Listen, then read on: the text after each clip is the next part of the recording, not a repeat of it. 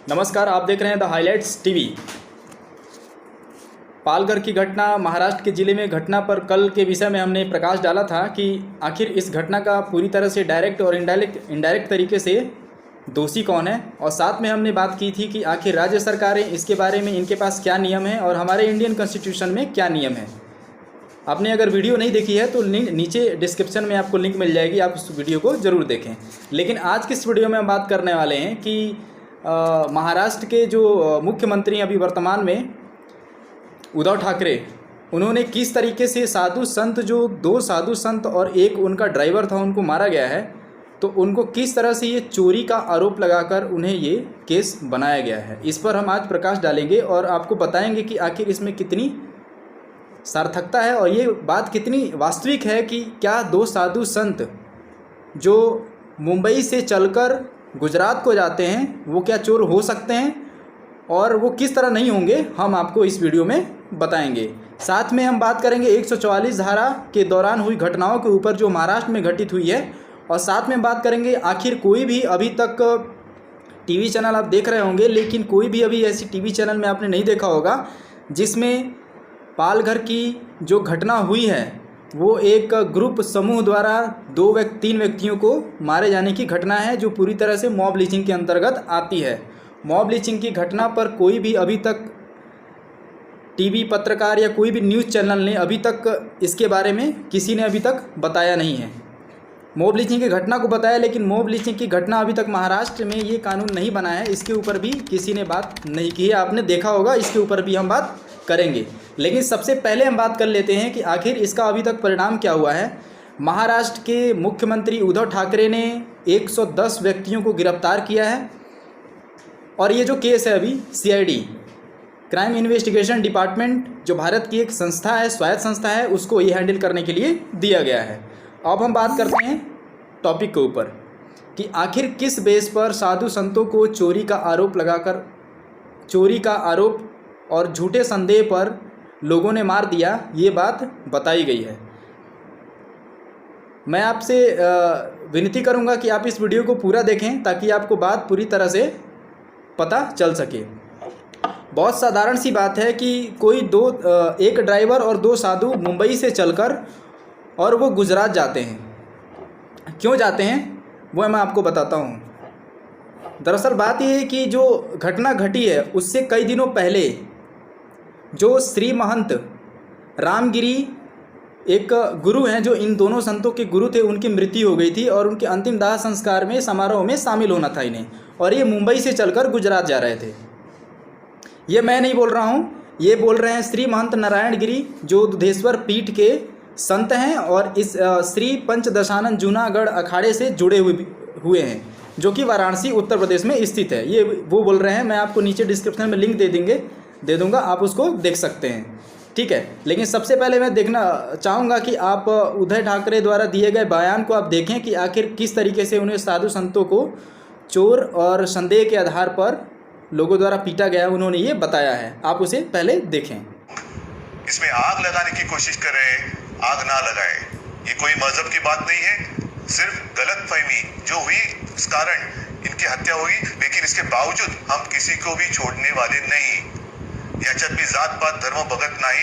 एक तर तिथल्या 2 पोलिसांना आपण तत्काळ सस्पेंड केलेलं आहे, आणि अतुल कुलकर्णी हे जे आपले एक चांगला अधिकारी आपला DG CID क्राईम, त्यांना त्यांच्या एका नेतृत्वाखाली शोध करायला आपण सांगितलेले। एक तर हा सगळा शोधच CID क्राईमकडे आपण दिलेला आहे। हे सगळं आपण करतो आहोत। आणि वीडियो आपने देख लिया। साफ तरीके से उद्धव ठाकरे ये बात कर रहे हैं कि संदेह के आधार पर चोरी का आरोप लगा करके गांव वालों ने 200 लोग, गांव वालों ने उनके पीट करके हत्या करी है। ये बात है, क्लियर है। आप एक बात बताइए मुझे कि जो तीनों व्यक्ति मुंबई से चलकर गुजरात जा रहे हैं और वह हाईवे पड़ेगा, हाईवे में गाड़ी रोक करके कोई चोरी करने जाएगा क्या गाँव में? दूसरी बात, अगर मान लेते हैं कि उद्धव ठाकरे के अनुसार अगर मान लिया जाए कि अगर वो चोरी करने जा रहे हैं, तो इस बात को सामने आखिर क्यों नहीं लाते कि जहां चोरी करने गए थे वो आखिर घर कौन सा था, किस व्यक्ति के घर चोरी करने गए थे और क्या सामान चोरी किया उन्होंने। ये बात सामने आई आपके सामने? नहीं आई होगी। न मीडिया, न कोई पत्रकार, न कोई न्यूज़ चैनल इस बात को सामने लाए होंगे। लेकिन चोरी का आरोप है, इस बात को भी सामने लाना चाहिए और पारदर्शिता पूरी रखनी चाहिए कि आखिर किस बात को लेकर आप चोरी का आरोप लगा करके आप जो 100 आदमी या 110 आदमी है उन्हें गिरफ्तार किया गया है, चोरी का आरोप लगाकर उन्हें पीटा गया है। ठीक है, ये बात पारदर्शिता आनी चाहिए थी। आप एक पूरी कहानी सुने कि जब हाईवे में जब गाड़ी चल रही है उनकी, तो उनको गांव वालों ने रोका है संदेह के आधार पर, जैसा मुख्यमंत्री उद्धव ठाकरे कह रहे हैं। संदेह के आधार पर गाड़ी रोका गया है, गाड़ी को पलटा भी गया है और गाड़ी से खींच करके उन्हें मारा गया है। फिर बाद में ये घटना मैं आपको बता दूं कि 9:30 से 10 बजे के बीच की घटना है।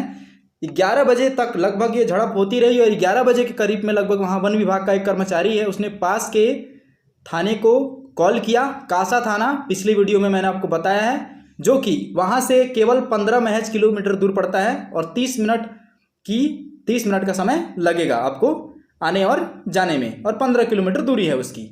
वहाँ पे कॉल किया, देन वहाँ से कुछ पुलिस कर्मचारी आए। इसके बाद से उन झड़प को छुड़ाने के बाद उनको सबसे अलग किया, लेकिन दुष्कर्मियों को इतनी हिम्मत हुई कि उन्होंने पुलिस के हाथ से उन साधु और ड्राइवरों को छुड़ा करके उन्हें पीट पीट करके मार डाला। ये पुलिस प्रशासन पूरी तरह से लचर व्यवस्था है। आप समझ सकते हैं कि जिस पुलिस वाले के सामने किसी व्यक्ति को मार डाला जाए, वो पुलिस व्यवस्था आखिर कैसी हो सकती है। और अगर आप पुलिस के सामने अगर सुरक्षित नहीं हैं, तो मेरे ख्याल से आप देश में कहीं भी सुरक्षित नहीं रह सकते हैं। ठीक है, तो ये बात थी कि आखिर वो चोर नहीं हो सकते हैं। पूरी तरह से इस बात को पलटा गया है ताकि संतों के ऊपर कोई ना कोई आरोप लगाकर उन्हें केस बनाया जाए और इसे आगे बढ़ाया जाए, जबकि ऐसी बात बिल्कुल भी नहीं हो सकती है। ये जाने वाली बात मैं ये नहीं कह रहा हूँ, फिर से मैं आपको दोहराना चाहूँगा। ये बात जो है श्रीमंत नारायण गिरी दुधेश्वर पीठ के एक संत हैं और वाराणसी उत्तर प्रदेश में स्थित श्री पंचदशानन जूनागढ़ अखाड़े का भी सदस्य ये हैं और रह चुके हैं। दूसरी बात मैं करना चाहूँगा कि 144 धारा पूरे महाराष्ट्र राज्य में 144 धारा लागू थी। 144 धारा का मतलब ये है कि किसी भी स्थिति में अगर राज्य सरकार या केंद्र सरकार को स्थिति में अगर पता चलती है कि इस स्थान पे लोगों का इकट्ठा होना किसी भी आधार पे, धर्म, जाति या किसी बीमारी या फिर लूटपाट या फिर कोई बम ब्लास्ट, कुछ भी ले लो आप, है ना, आखिर इकट्ठा नहीं हो सकते। 5 व्यक्ति एक जगह इकट्ठा नहीं हो सकते। 144 धारा का ये कहना है। मुझे एक बात समझाइए कि जब पूरे महाराष्ट्र में 144 धारा लागू थी, केवल महाराष्ट्र में नहीं, पूरे इन ऑल ओवर इंडिया में लॉकडाउन लगने के बाद ऑल ओवर इंडिया में 144 धारा लागू थी, जहां लोग इकट्ठे नहीं हो सकते थे। एक बात मुझे समझ नहीं आती कि अगर कासा थाना के पास का जो चिंचेरी गांव है, आखिर 200 व्यक्ति वहां से इकट्ठा कैसे हुए अचानक? 200 व्यक्ति इकट्ठा आखिर कैसे हो सकते हैं? माना एक थोड़ी देर के लिए मान लेते हैं कि उद्धव ठाकरे ने सच बोला कि मान लो कि चोरी किया उन्होंने, ठीक है, चोरी किया तो एक आदमी के घर करेंगे, एक आदमी मारेगा, लेकिन 200 व्यक्ति इकट्ठा होना ये षड्यंत्र है, पूरी तरह से रचा गया षड्यंत्र है। और इस बात को में भी षड्यंत्र झलक आती है कि जब पुलिस कर्मचारी, जब एक साधु संत पीट रहा था, तो उस समय कासा थाना में कॉल भी किया था और उसने पुलिस कर्मचारी को सूचना भी दी थी। उस वक्त भी पुलिस कर्मचारी समूह में ना करके 2 या 3 सिंगल करके वो आ रहे हैं। आप इस बात को समझ सकते हैं कि पुलिस प्रशासन कितनी लचर और अव्यवस्थित है। ठीक है, ये तो 144 धारा की बात हो गई। अब मैं तीसरी बात करूंगा कि आखिर मॉब लिंचिंग को लेकर के कानून अभी तक महाराष्ट्र में क्यों नहीं है। आप जब से ये पालघर की घटना हुई है, आप देख रहे होंगे कि सारे न्यूज़ चैनल वाले पालघर की घटना में इन साधु संतों ने ये कहा और ये वरिष्ठ नेताओं ने ये कहा, वो कहा, फलाना ढिकाना। लेकिन आपने एक न्यूज़ चैनल में देखा कि आखिर ये मॉब लिंचिंग का जो मामला है, मतलब भीड़ से किसी ग्रुप के समूह द्वारा किसी एक व्यक्ति या कई व्यक्तियों को मार देना है, मॉब लिंचिंग के अंतर्गत आता है। और इसके ऊपर 2018 में, आपको मैं बता रहा हूँ, ये 2018 की बात है, जो NCRB national crime report bureau ने प्रत्येक राज्यों से आंकड़ा निकलवाया था कि आखिर मॉब लिंचिंग की जो समस्याएं हैं वो किन किन राज्यों में ज़्यादा होती हैं। इस आंकड़े को देख करके सर्वोच्च न्यायालय ने ये दिशा निर्देश दिया था 2018 में कि प्रत्येक राज्य जो हैं अपने अपने अपनी अपनी जनसंख्या और अपने अपने जो मामले आ रहे हैं मॉब लिंचिंग के अनुसार अपने अपने मेरी दिशा निर्देशों गाइडलाइंस के अनुसार नियम बनाए मॉब लिंचिंग को लेकर के। लेकिन इसको लेकर कुछ राज्यों ने पहल की, मैं उसको भी बताऊंगा आपको। हरियाणा, पश्चिम बंगाल और राजस्थान। पश्चिम बंगाल में मृत्यु और कारावास, आजीवन कारावास की सजा के साथ साथ 5 लाख का प्रावधान है, जबकि राजस्थान में यही स्थिति है, आजीवन कारावास, मृत्युदंड और 5 लाख का जुर्माना ये है अगर कोई व्यक्ति अगर इसमें पकड़ा जाता है। लेकिन अभी तक 2018 से लेकर के अभी 2020 चल रहा है, इस बीच में आखिर महाराष्ट्र सरकार में ये नियम बनना चाहिए था कि नहीं बनना चाहिए था? बनना चाहिए था, बिल्कुल बनना चाहिए था, क्योंकि इस प्रकार की घटनाएं अगर सामने आ रही हैं तो इनको बनाना चाहिए। लेकिन अब आप ये देख लो कि अभी तक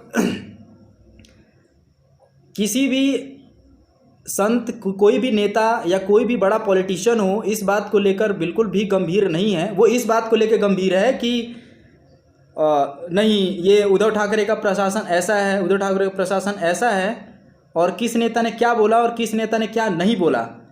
आप न्यूज़ चैनल में देखेंगे तो 10 लोग इकट्ठा होते हैं, लेकिन उसमें से मुझे लगता है कि अगर आधे और 1 घंटे के डिबेट के बाद भी अगर एक छोटा सा निर्णय होता है जो काफ़ी समय के लिए स्थिर हो, तो ये डिबेट थोड़ी अच्छी मानी जाती है।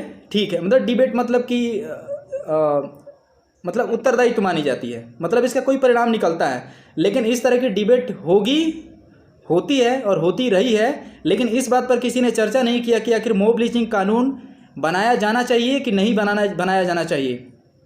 राष्ट्रीय मानवाधिकार आयोग, उसकी तरफ से इस मामले को लेकर भी कोई बात नहीं की गई है। आपको मैं बता दूं क्लियर कट, राष्ट्रीय मानवाधिकार जो 1992 में बना था, और राज्यों में भी राज्य मानवाधिकार आयोग होता है,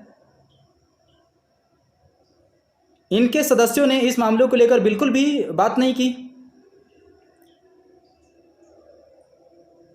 आप उद्धव ठाकरे के अभी मैं लॉकडाउन की बात ही बता रहा हूँ। 14 अप्रैल को जो फर्स्ट लॉकडाउन ख़त्म होना था, जो 22 मार्च को लगा था, 22 मार्च या 25 मार्च को लगा था। 14 अप्रैल को पहला लॉकडाउन ख़त्म होते ही बांद्रा मुंबई में लगभग 5000 से अधिक लोग इकट्ठा हुए थे, और इसलिए ताकि 14 अप्रैल को वो ट्रेन से जाएंगे। आखिर उनके दिमाग में आया कैसे कि वो ट्रेन से जाएंगे? क्या है व्यवस्था? किसने बोला? थोड़ी देर के लिए मान लेते हैं कि लोगों ने भड़काया होगा, व्हाट्सएप, फेसबुक, सोशल मीडिया, जो भी हो, लेकिन ये सरकार को सख्ती बरतनी चाहिए कि तिहाड़ी मजदूर, आपके सामने पहले एग्जाम्पल दे रहे हैं कि दिल्ली से तिहाड़ी मजदूर बिना सूचना और अफवाहों में आकर के उत्तर प्रदेश में आ रहे हैं। आपको ये सचेत होना चाहिए था, और होना भी चाहिए था ये उद्धव ठाकरे जो सरकार है उसको, कि आखिर 14 अप्रैल आ रहा है तो लोगों को ये इत्तला करे। आप अगर मान लो कि अगर कोई छोटा से भी अगर प्रॉब्लम होता है आपके सरकार में, तो आप पुलिस को तुरंत भेज देते हो। लेकिन अगर इतनी बड़ी प्रॉब्लम है तो आप 14 अप्रैल के पहले लोगों के गली मोहल्ले में घूमकर ये अनाउंस क्यों नहीं किया कि 14 अप्रैल को अगर कोई सोच भी रहा है कि ट्रेन चलेगी तो वो भूल जाए कि ऐसा होगा? ऐसा करना चाहिए था, ये मामला टल सकता था, नहीं हुआ। तो इस बात को लेके मैं या भारत देश के प्रत्येक देशवासियों में बड़ा आक्रोश है, बड़ा विद्रोह है इस पुलिस प्रशासन को लेकर के। पुलिस प्रशासन, मैं ये नहीं कहता कि पूरी पुलिस प्रशासन जो है वो गलत है, कुछ पुलिस प्रशासन की वजह से मैं ये भी नहीं कहूँगा कि पूरी पुलिस प्रशासन जो है वो ख़राब है, क्योंकि अभी आर्थिक वर्तमान में आप देख रहे होंगे पुलिस प्रशासन लॉकडाउन को लेकर के कितनी सराहना है और किस तरह से वो मैनेजमेंट कर रहे हैं, प्रबंधन कर रहे हैं, लोगों को संभाल रहे हैं, घर से बाहर न निकलें। लेकिन बात आती है प्रशासन के ऊपर। ये अगर प्रशासन अगर तगड़ा होता तो पास कासा थाना के लोग अगर चले जाते तो ये घटना नहीं होती। परिणाम क्या हुआ इसका? परिणाम ये हो रहा है कि लोग जो बड़े बड़े नेता हैं, बड़े बड़े स्टेज पर वो धर्म और जाति की बातें करने लगते हैं, और ये भूल जाते हैं कि मॉब लिंचिंग का कोई कानून भी आना चाहिए। आगे आने वाले देखते हैं, आने वाले समय में ऐसा कोई नियम अगर कोई बनाता है तो अच्छी बात है, और मैं ये भी देखना चाहूँगा और आप भी देखेंगे कि आखिर आपको मैं एक बात और क्लियर कट कर लूँ कि मॉब लिंचिंग का जो मॉब लिंचिंग का नियम जो है हमारे इंडियन कॉन्स्टिट्यूशन में है ही नहीं। जो आरोपियों को गिरफ्तार किया गया है वो मॉब लिंचिंग का प्रावधान नहीं है, वो किसी दूसरे आईपीसी इंडियन पैनल कोड के तहत उनको गिरफ्तार किया गया है, जबकि ऐसा कोई भी मॉब लिंचिंग का प्रावधान अभी महाराष्ट्र में है ही नहीं जिसके अंतर्गत उनको गिरफ्तार कर दिया जाए। अगर होता तो उन्हें पश्चिम बंगाल, राजस्थान और हरियाणा की तरह मृत्यु और आजीवन कारावास होता, या तो 5 लाख की सज़ा जुर्माना भरना पड़ता। ऐसा है ही नहीं। आपको ये वीडियो कैसी लग रही है आप नीचे कमेंट में ज़रूर लिखें और अपनी राय ज़रूर लिखें कि आखिर आप इस बारे में क्या कहना चाहते हैं और आपकी क्या राय है, आप ज़रूर लिखें। चलिए मिलते हैं अगली वीडियो में इस तरह की द हाइलाइट्स न्यूज़ के साथ। तब तक के लिए इजाज़त दीजिए। जय हिंद, जय भारत। और चैनल को, अगर आपको अच्छा लगा है वीडियो तो चैनल को लाइक और सब्सक्राइब ज़रूर कर दीजिएगा। मिलते हैं अगली वीडियो में। जय हिंद।